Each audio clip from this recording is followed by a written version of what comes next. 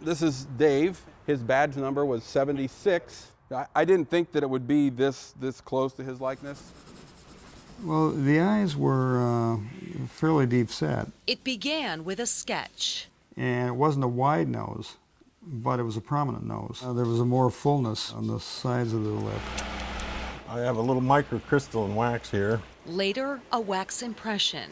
End up getting a pretty good impression of his face. Stephen Geddes and Robert Moore never met David Tyson, but together they've conjured a three-dimensional likeness of the fallen Westerville firefighter. From the beginning, he was kind of a personality that wasn't in the room. Picture by picture, line by line, Geddes developed a relationship with the man who's been gone nearly 14 years. He became a real person. Occasionally you're working on a corner of an eye or something, looking at an imperfection, and then all of a sudden you realize, oh, that's his eye, the humanity, I guess, of him comes around. It's the details that transform a head into a personality, one contour at a time. A lot of his fellow employees said, well, I don't know if we'd recognize him without a dip in his lip here. We didn't want it to be just another fireman on a pedestal. They're not just trying to sculpt a figure,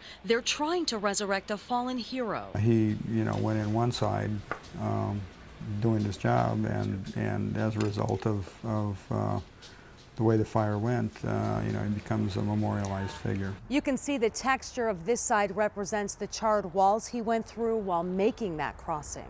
From the other side, the metaphor is complete. The expression on his face resolute as he stands there facing the unknown. They just really brought to life the situations that firefighters have. When we go into a building, a lot of times we don't know what's on the other side. Fellow firefighter Tom Ullum was the driving force behind the memorial and spent the last 13 years trying to envision Sunday's unveiling at Westerville's First Responders Park.